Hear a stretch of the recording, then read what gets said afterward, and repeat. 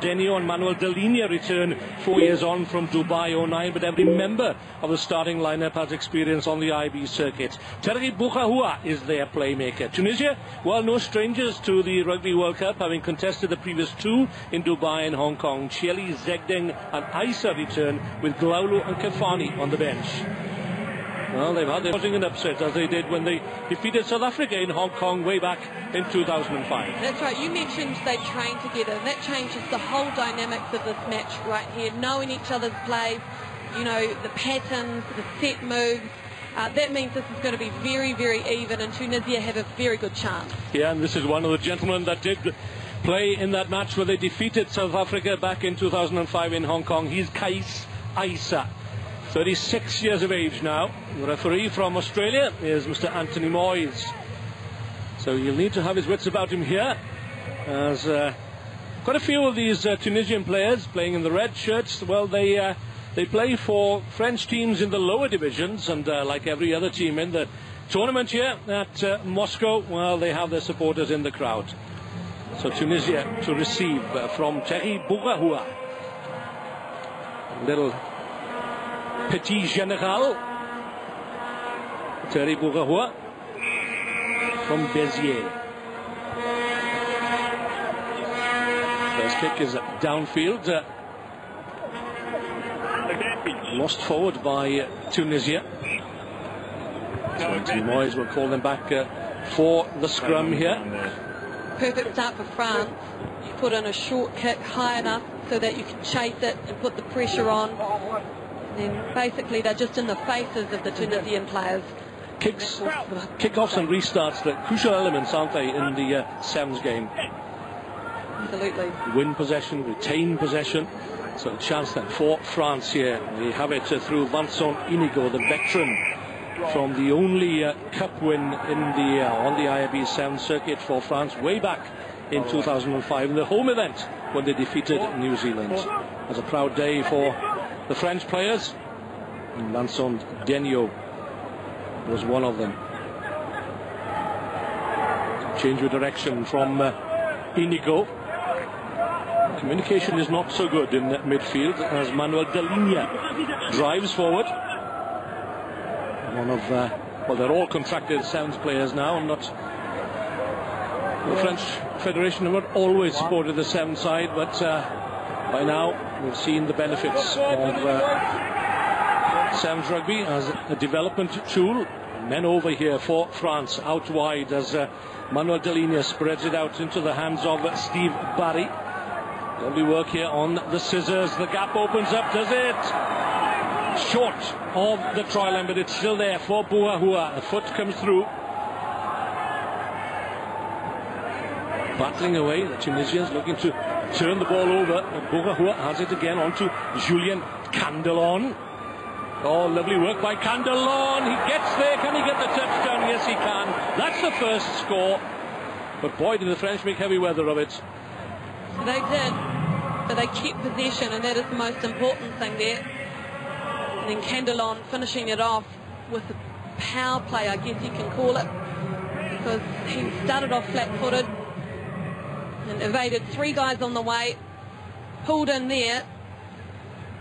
Just see the fend, beautiful. A missed tackle just before that, and then a very dramatic end to the try. Yeah, Julien Candelon is one of the oldest players in this French side, but he's not giving up hope of representing his country in Rio de Janeiro when the Olympics, of course, visit Brazil in 2016. That would be his swan song, but he's got France off to a flying start here, has Julien Candelon, and France lead Tunisia by 5-0. Well, there's no reason if he plays well that he can't last the distance, because, I mean, we always saw Eric Rush, one of the oldest players, super fit, just have to maintain it. So Boukhahua, his first kick was centre field. Lovely high kick again. This time Tunisia have it well covered through Haitham Cheli. He's for the Compiègne club, about an hour north of Paris. This is Jabri Chadi, 4 years on the IAB Sevens circuit.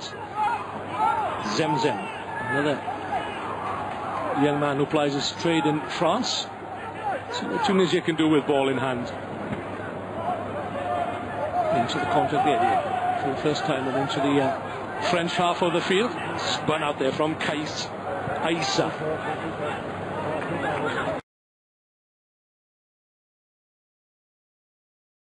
Keeping their patience, keeping their cool as well.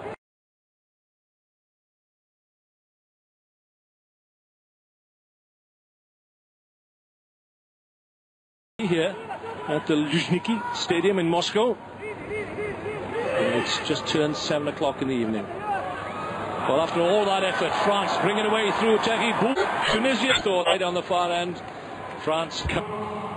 And the hole was right through the middle, where the playmaker, the diminutive number 4, just went straight through. And I'm sure that we'll see him score quite a number of tries through this tournament. Yeah, he may be one of the smallest players in the Rugby World Cup. He's got a big heart, as Seddik and pretty good pair of lungs as well by the looks of it. He had a lot of work to do here, but Tunisia gave up the chase, and Seddik extends France's lead. France lead Tunisia by 12-0. Sometimes you have to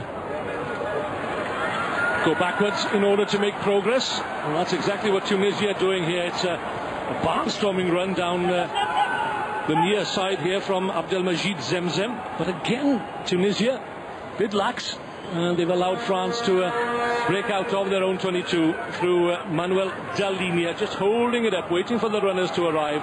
And here they are, Jean-Baptiste Mazoué, almost up to the Tunisia 22. 40 odd seconds remaining of this first half, and it's been all France in the opening 7 minutes. Vincent Denio, big Vincent Denio, Dax, flanker. Now then, a chance perhaps before the break for Tunisia to claim a score back. Good work turning the defence inside and out. Terrific work there. What a shame, what a shame. Soufiane Zafouri it was with the what an interesting passage of play that was. 1 minute Tunisia is attacking, then it's France down the other end, and then it's right hard in the 22. Certainly do, and that's a nasty looking gash he's got there. He's not a happy man at all.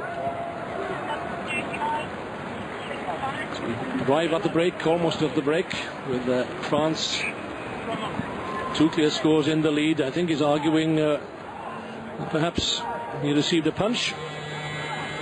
So there goes the hooter for the buzzer for half-time. This will be the final play. It will be a defensive scrum for France. They look good for their 2-try advantage. Tunisia missed an opportunity there. It was Gara Ali actually took it up, and Zegden it was. He couldn't quite take the pass.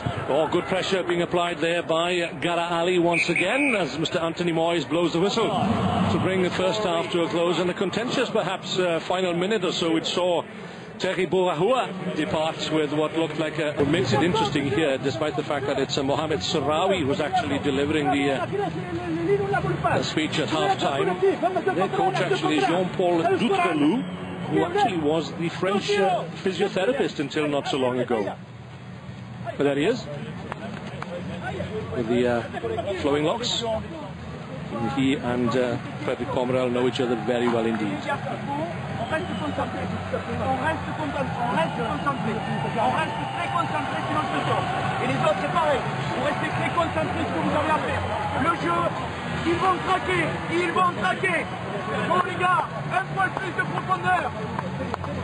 a buzz of anticipation for the next 7 minutes or so for Tunisia and for France.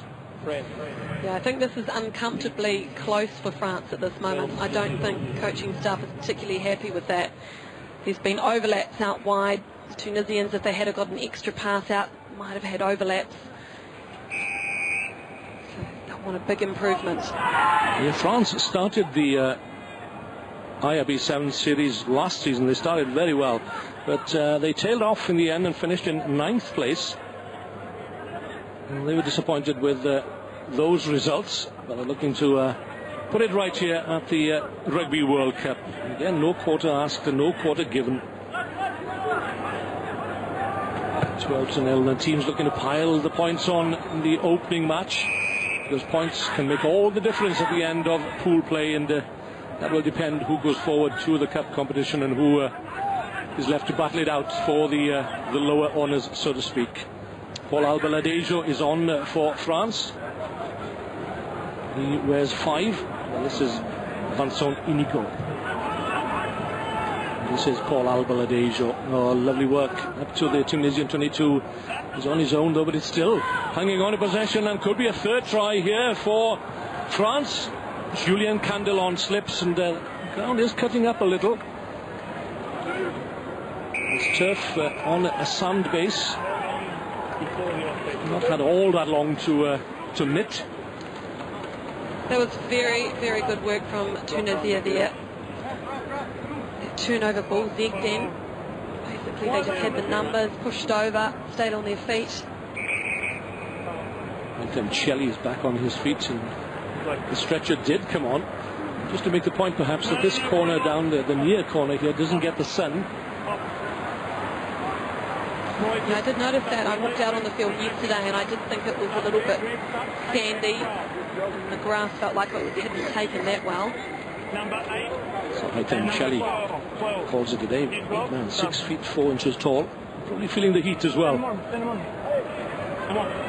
What's interesting about this is Tunisia's given away quite a number of penalties, and they're doing that to stop France from getting that roll on. So it is a good tactic, even though, you know, it's not very pretty to watch sometimes. It's keeping them close. Australia and Spain, of course, in this group. We just seen Australia defeat Spain. Could be a close group, this, and France we know that a game against Australia is going to be a tough one, but away come France once again, turning the defence inside and out. The try claimed by Steve Barry, centre or wing in 15, showing all the composure there, all his experience as well, to turn the Tunisian defence inside out and claim a vital score. Yeah, I think France have changed their tactics for the second half. They've been more direct. They're going through the middle or the short side. This one was straight up the guts.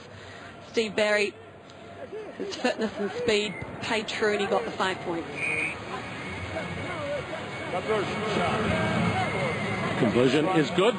France lead Tunisia by 19 points to 0. It's interesting how many of these coaches very wary of the weather and the need to manage players.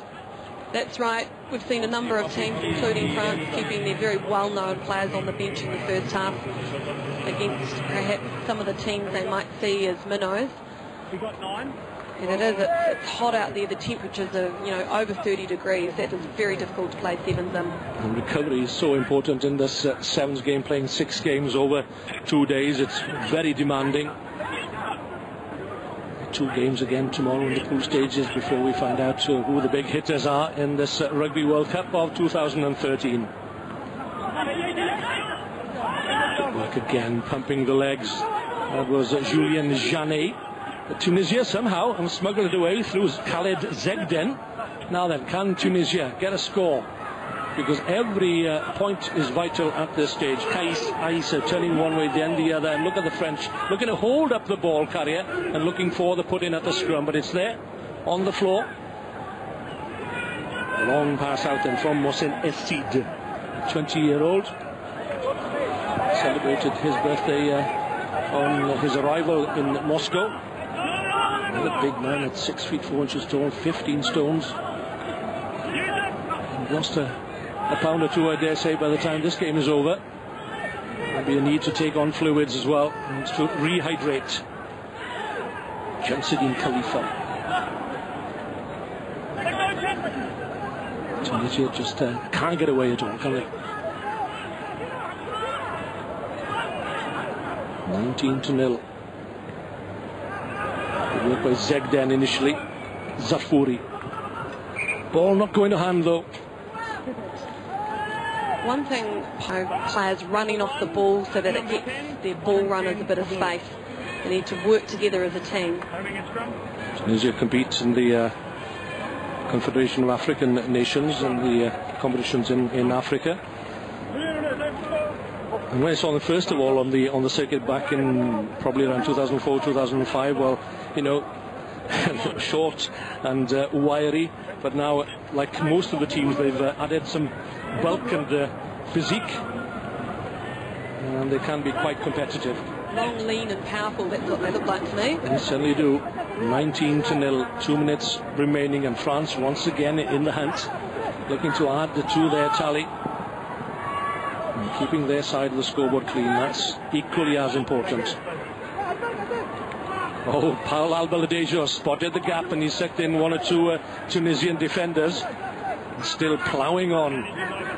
That's Jean-Marcel Boutin, the replacement, wearing 7. And I don't expect any silky passes from Jean-Baptiste Gobelet. Not for nothing is he called the Lomu of the Basque country. Every Sevens team seems to have a Lomu in their ranks, and Gobelet is certainly the French equivalent, as they come again through Jonathan Logel. And that should round it up for the French. They're looking good on the first day here in Moscow. Well, that was excellent because France were physical. They played the short side again, closest to us, and then they had accurate passing, nice width, and running onto it, hitting onto it. Logel, as easy as that, just going over for the try. So a difficult conversion attempt this, out on the far touchline.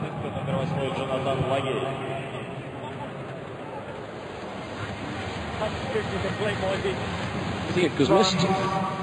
Paul Albaladejo, prolific point scorer for France in Sevens rugby. It's a healthy lead that they now hold over Tunisia, 24-0. France had a hit out at the Roma Sevens last month, and they bowed out in the semi-finals to South Africa, but they will have certainly learned a little more about themselves as a squad. It's a settled squad now. In the past, certainly they were anything but a settled side. 16 seconds remaining then.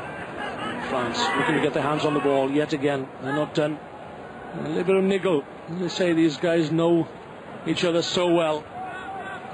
A half chance snapped up by Paul Albaladejo, but illegally done, says referee Moyes, as the hooter blows. The game can't finish on a penalty, so away come Tunisia through Abes Karfani. That's Zegden. Can Tunisia get the score before Anthony Moyes calls time? Now then, there's some pace here. One man to beat, Chemseddine Khalifa. Khalifa for the try line. Can he be stopped? No, he can't. That's an excellent try for Tunisia, claimed by the big number 5, Chemseddine Khalifa. Well, Khalifa, he did it all by himself. Tunisia finally got the ball out wide, and look what they've got. Plenty of speed and pace. He beat 2 players on the way, and on the end, he ran the entire length of the field. That is beautiful. So the conversion from in front of the post after the hooter, Chemseddine Khalifa gets Tunisia onto the scoreboard, and France will be disappointed not to have kept their side of the scoreboard clean, and it's finished.